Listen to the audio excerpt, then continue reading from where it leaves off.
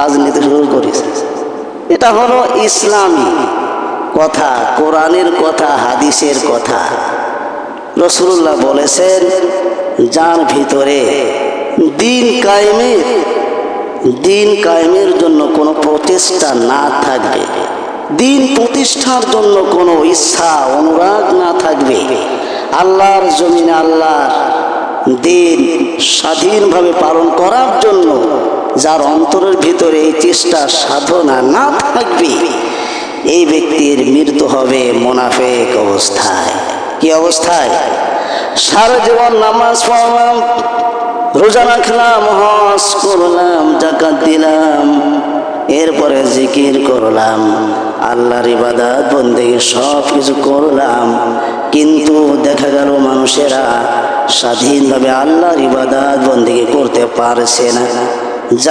যাদের দ্বারা এই কষ্ট হচ্ছে, স্বাধীনভাবে আল্লাহর দ্বীন পালন হচ্ছে না, তাদের বিরুদ্ধে আমি যদি কোনো মনোভাব না করি, যদি প্রতিহত করার চেষ্টা না করি, তাহলে আল্লাহর দরবারে আমি হয়ে যাব মুনাফিক। কি হবে বলেন? নেক আমলের আমার কোনো অভাব নেই, কিন্তু দ্বীন পালন করতে পারছি না। এই যে যাদের দ্বারা দিন প্রতিষ্ঠা পালন করতে পারছি না, তাদেরকে প্রতিহত করার কোনো মনোভাব যে আমার নাই, এইটার কারণে আমি হয়ে যাব মুনাফিক। মৃত্যুর পরে আমার স্থান হবে জাহান্নাম, কোনো সন্দেহ নাই। কথা কি বুঝেছেন? তার মানে এই না যে আপনি নামাজ, রোজা, হজ, যাকাত সব কিছু ছেড়ে দেবেন, জিকির আজকার না, এগুলো করবেন। চেষ্টা হলো, জিহাদ হলো, তিনভাবে করা যায়। কয়ভাবে করা যায়? মুখস্থ করবেন। 1 নম্বর হলো হাতের ধারা। 1 নম্বর কিসের ধারা বলেন? কিসের ধারা? হাতের ধারা। যদি দেখা যায় এই সমাজে একটা অন্যায় হচ্ছে, জুলুম হচ্ছে, নির্যাতন হচ্ছে, গুনার কাজ হচ্ছে, যদি আমার শক্তি থাকে হাত দিয়ে বাধা দেওয়ার, যে হাত দিয়ে বাধা দিলে এটা প্রতিহত হয়ে যাবে, এটা বন্ধ হয়ে যাবে, তাহলে হাত দিয়ে বাধা দেওয়া আমার জন্য ফরজ। কি ফরজ? আপনার আমার শক্তি আছে, আমরা 5 জন আছি, এটা বাধা দিলে, হাত দিয়ে বাধা দিলে এটা বন্ধ হয়ে যাবে। কিন্তু আমার শক্তি থাকা সত্ত্বেও আমি অন্যায় কাজগুলি বন্ধ করলাম না। আমি কি শক্তি আছে, ক্ষমতা আছে, বন্ধ হয়ে যাবে, কিন্তু আমি ইচ্ছা করে এটা বন্ধ করলাম না, তাহলে তারা যে এই গুনার কাজ করলো, এই গুনাহের একটা অংশ আমার আমলনামায় চলে আসবে। কারণ অন্যায় কাজ করা আর অন্যায়কে সহ্য করা, মেনে নেওয়া, সমর্থন করা একই গুনাহ। সন্দেহ আছে নাকি? সন্দেহ আছে? ভাইয়েরা আমার, দেখা গেল আমি যদি অন্যায় কাজটিকে হাত দিয়ে বাধা দিতে যাই, তাহলে আমার উপরে আক্রমণ করা হবে, আর আক্রমণ করলে আমি ধ্বংস হয়ে যাব। হাত দিয়ে বাধা দেওয়ার মতো শক্তি আমার নাই। ওরা হলো সংখ্যায় বেশি, আমরা হলাম সংখ্যায় কম। এই ক্ষেত্রে আপনাকে কি করতে হবে? এই ক্ষেত্রে আপনাকে মুখ দিয়ে বাধা দিতে হবে। কি দিয়ে বলেন? ওই সময় আপনার হাত দিয়ে বাধা দিতে যাবেন না। হাত দিয়ে বাধা দিতে গেলেই তো আপনার হত্যা করবে। কথা বলে, কথা কি বোঝেন আপনারা? এই সময় আপনার দায়িত্ব হলো কি? জবান দিয়ে বাধা দেয়া। এই কাজটিও কি আপনি করতে পারবেন না? রাসূলুল্লাহ বলেছেন, 2 নম্বর হলো তুমি মুখ দিয়ে বাধা দাও, নিষেধ করো, খবরদার এই অন্যায় কাজটি করো না, এই গুনার কাজটি করো না, এই অপরাধটি তোমরা করো না, তাহলে তোমরা জাহান্নামের আগুনে জ্বলবা। আল্লাহ তোমাদেরকে জাহান্নামের আগুনে জ্বালাবেন। এরপরে ইহকালে তোমাদের উপরে আযাব আসবে, গজব আসবে, তোমরা কিন্তু ধ্বংস হয়ে যাবে। মুখ দিয়ে বাধা দেওয়া মানে হলো গালিগালাজ করা না। অনেকে আবার এইগুলি করে। গালিগালাজ করা যাবে, এমন ভাষায় কথা বলা যাবে না যেই ভাষায় কথা বললে তারা আরো উত্তেজিত হয়ে যায়। আপনার মুখ দিয়ে বাধা দেওয়ার সিস্টেম আছে, মুখ দিয়ে বাধা দেবেন, সর্বপ্রথম হলো আল্লাহর কথা তুলে ধরবেন, জাহান্নামের কথা তুলে ধরবেন, আল্লাহর আযাবের কথাগুলি তুলে ধরবেন। যে ভাই যদি এরকম জুলুম করা হয়, অবিচার করা হয়, তাহলে কিন্তু আল্লাহ তোমাদের উপর বেজার হয়ে যাবে, তোমরা জাহান্নামে জ্বলবা, আল্লাহ তোমাদের উপর গজব নাজিল করবেন, তোমরা কিন্তু অনন্তকাল শাস্তির ভিতরে পড়ে থাকবা। এইভাবে জবান দিয়ে বাধা দিতে হবে। দেখা গেল জবান দিয়ে বাধা দেওয়ার ক্ষমতা আমার নাই, জবান দিয়ে যদি আমি নিষেধ করতে যাই তাহলে ওরা আমার উপরে আক্রমণ করবে, আমি ধ্বংস হয়ে যাব, আর তো আমি বাধা দিতে পারবো না। তখন আমার একটা কাজ করতে হবে, তাহলে মনে মনে ওদের বিরুদ্ধে আমি ঘৃণা করব, ওদেরকে ঘৃণা করব। আর একটা কাজ হলো মনে মনে আমি পরিকল্পনা করব যে কিভাবে এই অন্যায় কাজটি সমাজ থেকে দূরীভূত করা যায়। দৃষ্টান্ত দিই, রাসূলুল্লাহ সাল্লাল্লাহু আলাইহি ওয়াসাল্লামের বয়স যখন 8-10 বছর, কত বছর? 8-10 বছর। রাসূলুল্লাহ তার সঙ্গী সাথীদেরকে নিয়ে মাঠে ময়দানে খেলা করতে যেতেন। খেলা করতে করতে রাসূলুল্লাহ এক পর্যায়ে বলতেন, আমি আর খেলাধুলা করব না, আমি আর কি করব। তখন সঙ্গী সাথীরা বলতেন, কেন মুহাম্মদ, তুমি তো খুব ভালো খেলতে পারো, তুমি তো খুব ভালো বিশ্বাসী, তোমাকে খুব ভালোবাসি, আসো আমাদের সাথে খেলা করো। রাসূলুল্লাহ কিছু সময় খেলা করে বলতেন, আমি আর খেলা করব না। এইবার রাসূলুল্লাহ কি করতেন?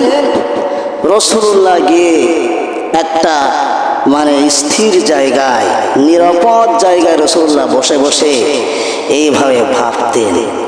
কি করতেন? একদিকে তিনি তাকিয়ে থাকতেন অনেকক্ষণ পর্যন্ত। খেয়াল করবেন, রাসূলুল্লাহ এইভাবে চিন্তা ভাবনা করতেন।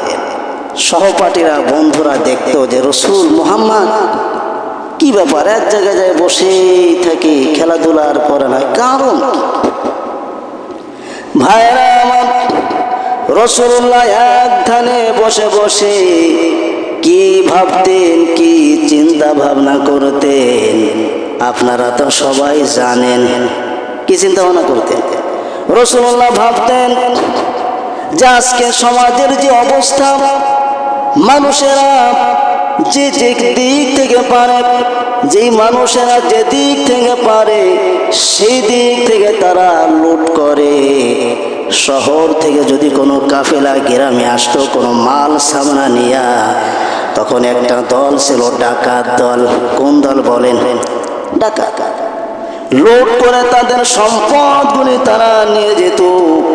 রাসূলুল্লাহ এক ধ্যানে বসে বসে চিন্তা ভাবনা করতেন যে হায় রে আমার সমাজ, এই যে লোকগুলি ব্যবসা করার জন্য গ্রামের দিকে আসছে, এই লোকগুলির সম্পদগুলি এই ডাকাতেরা, লুটেতেরা, এরা সব ছিনতাই করে নিয়ে গেল। হায় রে, এই সমাজ থেকে আমি যদি এই কাজগুলি দূরীভূত করতে পারতাম। সুবহানাল্লাহ বলবেন না? এই কাজটা করেছেন কে?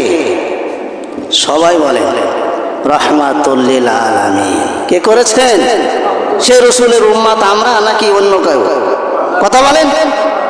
সাত আসমান আর জমিনের ভিতরে যা কিছু আছে সব হলো রাসূলুল্লাহর উম্মতে পরিণত। সুবহানাল্লাহ। গর্তের পিঁপড়া, এরপরে গর্তের পোকামাকড়, মাছ, গাছগাছালি, তরুলতা সবাই হলো এ রাসূলের অধীনে রাহমাতুল লিল আলামিন।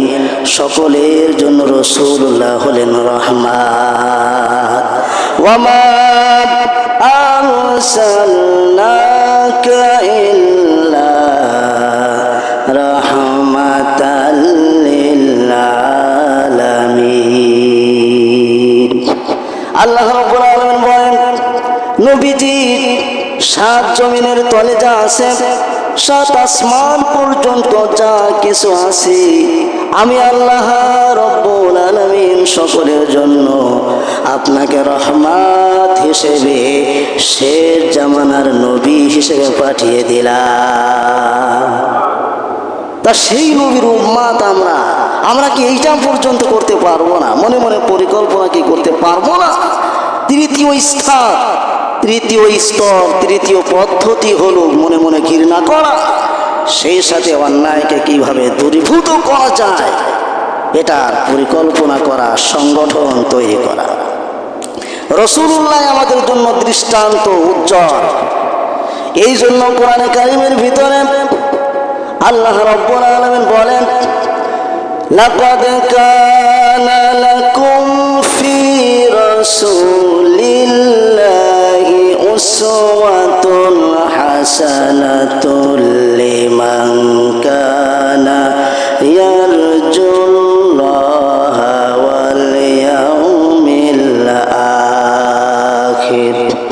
আল্লাহ রাব্বুল আলামিন বলেন, লাকাদ অবশ্যই দুনিয়ার মানুষেরা কানা লাকুম ফি রাসূলিল্লাহি উসওয়াতুন হাসানা, ও দুনিয়ার মানুষেরা শোনো, অবশ্যই তোমাদের জন্য উত্তম আদর্শ রয়েছে আমার রাসূলের ভিতরে। জোরে বলুন সুবহানাল্লাহ। সে রাসূলুল্লাহ উজ্জ্বল দৃষ্টান্ত রেখে দিলেন। রাসূলুল্লাহ ছোটবেলায় এক ধানে বসে বসে চিন্তা ভাবনা করতেন, কিভাবে আমার সমাজ থেকে এই ধরনের লুটপাটকারীদেরকে দূর করা যায়, উৎখাত করা যায়, কিভাবে এটা বন্ধ করা যায়। এরপরে রাসূলুল্লাহ এক ধ্যানে চিন্তা ভাবনা করতেন, সমাজে জিনা হয় নাকি বলেন? জিনা অসংখ্য মানুষেরা অসংখ্য ভাবে জোরপূর্বক তারা জিনা করে, ধর্ষণ করে। রাসূলুল্লাহ বসে বসে চিন্তা ভাবনা করতেন, কিভাবে এই জিনা ব্যভিচারগুলি দূর করা যায়। এরপরে সমাজে মূর্তি পূজা হয়, সমাজে মদ খাওয়া হয়, সমাজে সুদ খাওয়া হয়, ঘুষ খাওয়া হয়, সমাজে অবিচার করা হয়। রাসূলুল্লাহ একখানে বসে বসে চিন্তা ভাবনা করতেন, হায়রে সমাজ, এই সমাজ থেকে কিভাবে এই অন্যায় কাজগুলি দূর করা যায়। নবুয়ত কিন্তু এখনো পাননি, কিন্তু রাসূলুল্লাহর মনের ভিতরে একটা উকি দিত, একটা হানা দিত যে মুহাম্মদ এই কাজগুলি কিভাবে দূর করা যায়। রাসূলুল্লাহ একা একা বসে বসে ভাবতেন, সংগঠন দরকার, মানুষদেরকে দলে আনার দরকার, মানুষদেরকে গোছানো দরকার। একটা দল না হলে একা একা তার করা যাবে না। এই যে তৃতীয় স্তর, রাসূলুল্লাহ চেষ্টা সাধনা করেই যাচ্ছে। সুবহানাল্লাহ। এরপরে রাসূলুল্লাহ দেখলেন ওই সমাজের ভিতরে যে কন্যা সন্তানগুলি জন্মগ্রহণ করত, এই কন্যা সন্তানগুলিকে পিতা জোরপূর্বক তাদেরকে হত্যা করে মাটির তলে পুঁতে ফেলত। নাউজুবিল্লাহ। রাসূলুল্লাহ নবুয়ত পাওয়ার পরে রাসূলুল্লাহর কাছে একটা লোক এসে কান্নাকাটি করছে, চোখের পানি ছেড়ে দিয়ে বিশ্ব নবী বললেন, ও আমার সাহাবী, সবে মাত্র কিছুদিন হয়েছে তুমি ইসলাম গ্রহণ করেছ, আমার দরবারে এসে তুমি কেন কান্নাকাটি করছো? তুমি আমার সব কিছু খুলে বলো। তখন লোকটা বলছে, ইয়া রাসূলুল্লাহ, ঘটনা খুবই করুণ, সহ্য করতে পারবেন না। রাসূলুল্লাহ বললেন, না, তুমি আমাকে সব ঘটনা খুলে বলো। তখন লোকটা বললেন, হুজুর, আমার একটা কন্যা সন্তান ছিল। কি সন্তান ছিল বলেন? মেয়ে সন্তান ছিল। এই মেয়ে সন্তান জন্মের পরে আমি সংবাদ পেলাম যে আমার একটা কন্যা সন্তান হয়েছে। এই সংবাদ শোনার সাথে সাথে আমার মুখটা অন্ধকার হয়ে গেল। এর কারণ হলো ওই সমাজের লোকেরা কন্যা সন্তান জন্মগ্রহণ করা মানে হলো একটা অপমান। ওরা মনে করতো একটা বেইজ্জতি হলাম। নাউজুবিল্লাহ বলবেন না? কি ধ্যান ধারণা বুদ্ধি তাদের ছিল যে মেয়ে হলে মেরে ফেলতে হবে। হবে। কেন? মেয়েকে আরেক জায়গায় বিবাহ দিতে হবে, কি কষ্ট হবে, কত ঘটনা ঘটবে। অথচ তারা যে অন্যের মেয়ে নিয়ে, আরেকজনের মেয়ে নিয়ে তারা যে সংসার করছে, এইটা কিন্তু তাদের বুদ্ধি বিবেকের ভিতরে আসতো।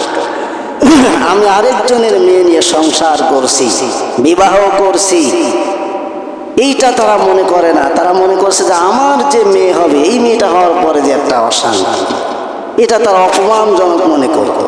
একটা উল্টা।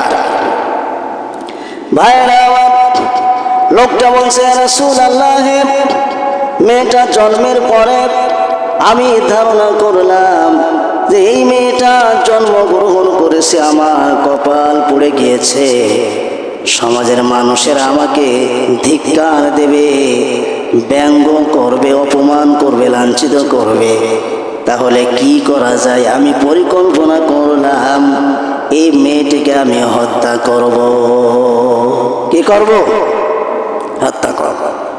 ভাইরা আমার, একদিন সকালবেলা এই লোকটি তার স্ত্রীকে বলছে, ও আমার স্ত্রী, এই মেয়েটাকে, আমার মেয়েটাকে সুন্দর করে তুমি সাজিয়ে গুছিয়ে দাও। আমার মেয়েটিকে নিয়ে আমি জঙ্গলে যাব, কাঠ কেটে আনবো, আমার আম্মুরে আমি সাথে করে আবার নিয়ে আসবো। স্ত্রী তো আর বুঝতে পারে নাই।